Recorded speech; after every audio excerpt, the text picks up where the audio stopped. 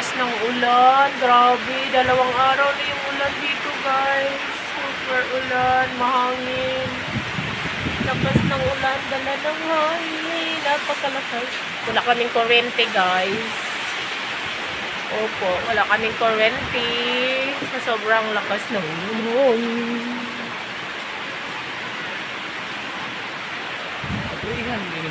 Wait lang!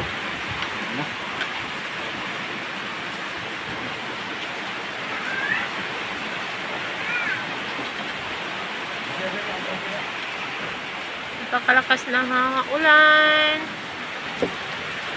Ayan na, lakas ng ulan. Ayun. Diyos ko po, Lord. Tulungan mo po kami. Lakas ng ulan. Tingnan nyo, guys.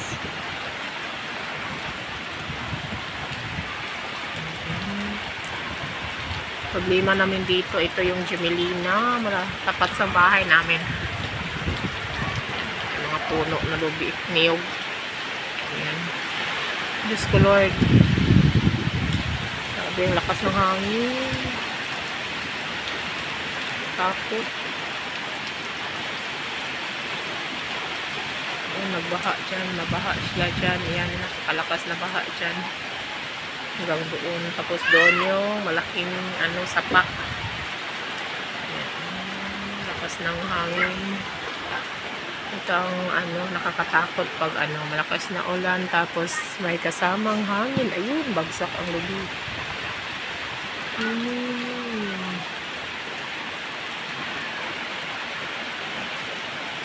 Ayan, yung motor namin nandyan. Ito yung katakutan namin, guys. Yung Gemelina. Wala ng dahon. Ito ang namin, binabantayan namin.